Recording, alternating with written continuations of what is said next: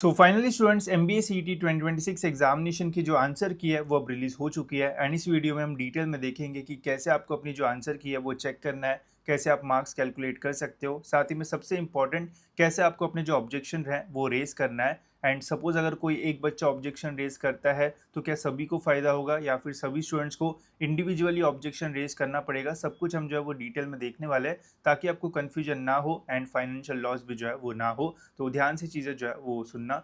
तो सबसे पहले तो आपको आना है सीईटी सेल के ऑफिशियल वेबसाइट पे, क्लिक करना है सीईटी एग्जामिनेशन पोर्टल के ऊपर। इसके ऊपर क्लिक करके आपको आईडी पासवर्ड डालना है, आप जो है वो लॉग्ड इन हो जाओगे।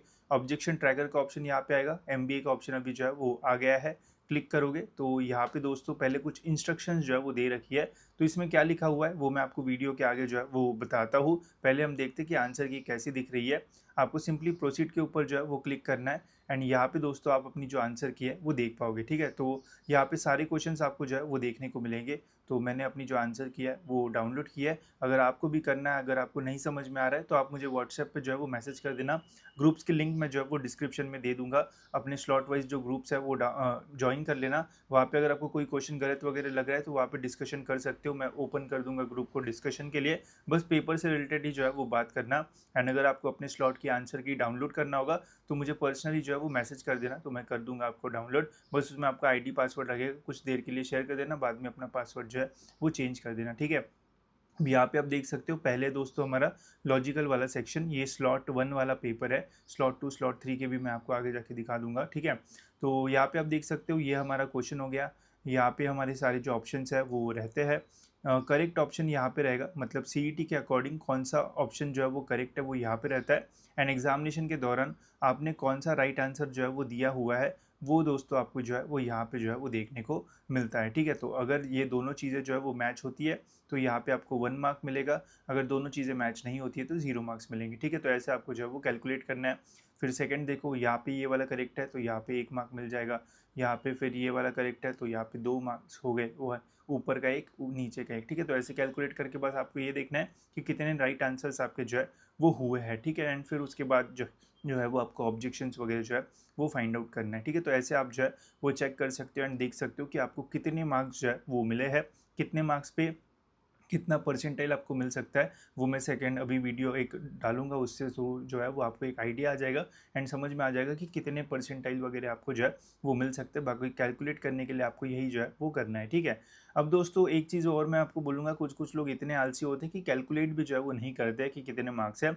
ऐसा मत करो, पूरा अपना जो है वो खुद मैन्युअली अच्छे से कैलकुलेट करो ताकि आपको पता रहे कि कितने मार्क्स आपको जो है वो मिले, ताकि जब रिजल्ट लगे तो एकदम शॉक ना लगे। नहीं तो कुछ कुछ लोग डायरेक्ट लिंक डाल देंगे चैट जीपीटी पे, कुछ भी करने की कोशिश करेंगे तो वहाँ से एरर्स जो है वो आने के चांसेस रह सकते हैं। तो एक बार 15-20 मिनट देख के अच्छे से अपना आंसर की जो है वो देख लो, फ़ायदा आपको ही जो है वो होगा। ठीक है, अब देखते हैं कि कैसे आपको जो है वो ऑब्जेक्शन रेज करना है। तो सपोज करते हैं कि ये वाला एक क्वेश्चन है, इसमें मुझे लग रहा है कि क्वेश्चन जो है वो गलत है या फिर कुछ भी एक्स वाई जेड रीजन की वजह से मुझे इस क्वेश्चन के ऊपर जो है वो ऑब्जेक्शन रेज करना है। ठीक है, अब यहाँ पे देखो ऑब्जेक्शन रेज करने के लिए रेज एंड व्यू ऑब्जेक्शन का ऐसा एक ऑप्शन जो है वो आता है। इसके ऊपर अगर आप क्लिक करोगे तो यहाँ पे कुछ इस टाइप का पॉपअप जो है वो आता है। ठीक है, select objection type. Objection type में आपको एक टाइप सिलेक्ट करना पड़ता है कि क्या क्वेश्चन गलत है, question is out of syllabus, all options incorrect, multiple correct answers, या फिर इनकरेक्ट की। इनकरेक्ट की मतलब जैसे सपोज यहाँ पे जो है वो 5 ऑप्शन दिए हैं, अभी करंट जो करेक्ट ऑप्शन दिया है वो है 999। ठीक है, बट एक्चुअल में जो राइट आंसर है वो रहना चाहिए 998। तो इस कंडीशन में यहाँ पे जो राइट आंसर है वो तो दिया गया है, बट जो टिक है जो सीईटी सेल ने बताया करेक्ट है वो करेक्ट नहीं है, एक्चुअल में करेक्ट आंसर कोई और है जो कि वहाँ पे मौजूद है। तो ऐसे कंडीशन में आप इनकरेक्ट की का जो सिलेक्शन है वो करके जो है वो ऑब्जेक्शन जो है वो रेज कर सकते हो। ठीक है, तो यहाँ पे आपको सारे ऑप्शंस मिलेंगे, अकॉर्डिंगली जो ऑब्जेक्शन है वो रेज कर सकते हो। फिर यहाँ पे आपको सपोर्टिंग डॉक्यूमेंट डालना पड़ेगा कि क्यों, क्या एक्सप्लेनेशन है। फिर अगर कोई बुक से आपने रेफरेंस लिया तो वो आपको यहाँ पे जो है वो डालना पड़ेगा। ठीक है, तो ऐसे आपको जो है वो ऑब्जेक्शन रेज करना है। अब ऑब्जेक्शन रेज करने के टाइम जो है वो काफ़ी सारे स्टूडेंट जो है वो कन्फ्यूज होते हैं कि क्या सबको जो ऑब्जेक्शन है वो रेज करना पड़ेगा या फिर नहीं, एंड सब कर पाएंगे या फिर नहीं। तो देखो ये वाली जो प्रोसेस है वो काफ़ी खतरनाक बनाई है सीईटी सेल ने। बोला है कि अगर आपको एक क्वेश्चन के ऊपर ऑब्जेक्शन रेज करना है तो आपको 1000 रुपये जो है वो पे करना पड़ेगा। 200 क्वेश्चन में से सपोज 10 क्वेश्चन भी ऑब्जेक्शन रेज करने जाओगे तो 10,000 रुपये आपको जो है वो भरना पड़ेगा। तो बहुत खतरनाक डील ये आपके लिए जो है वो हो जाएगी। तो ध्यानपूर्वक सारी चीज़ें करना। ठीक है, फिर यहाँ पे क्या लिखा हुआ है, any candidate who doubts any question और आंसर ही और she can raise the objection by paying the objection fee. If the objection is accepted the corrective action will be applicable to the corresponding batch. तो यहाँ पे दोस्तों ये बोला गया है कि अगर एक बच्चा सपोज स्लॉट 1 में किसी एक बच्चे ने एक क्वेश्चन के ऊपर ऑब्जेक्शन रेज किया एंड वो ऑब्जेक्शन अगर सही निकलता है तो वो बस फ़ायदा उस बच्चे को नहीं मिलेगा, एंटायर बैच को जो है वो मिलता है. तो इसलिए ऑब्जेक्शन जो है वो ध्यान से रेज़ करना चाहिए. अगर एक बच्चा भी कोई एक स्पेसिफिक क्वेश्चन के ऊपर ऑब्जेक्शन रेज़ करता है तो वो पूरी बैच मतलब पूरे स्लॉट को जो है वो फ़ायदा होता है, ठीक है. तो ऐसा नहीं है कि हर एक बच्चे को जो है वो इंडिविजुअली ऑब्जेक्शन रेज़ करना पड़ेगा.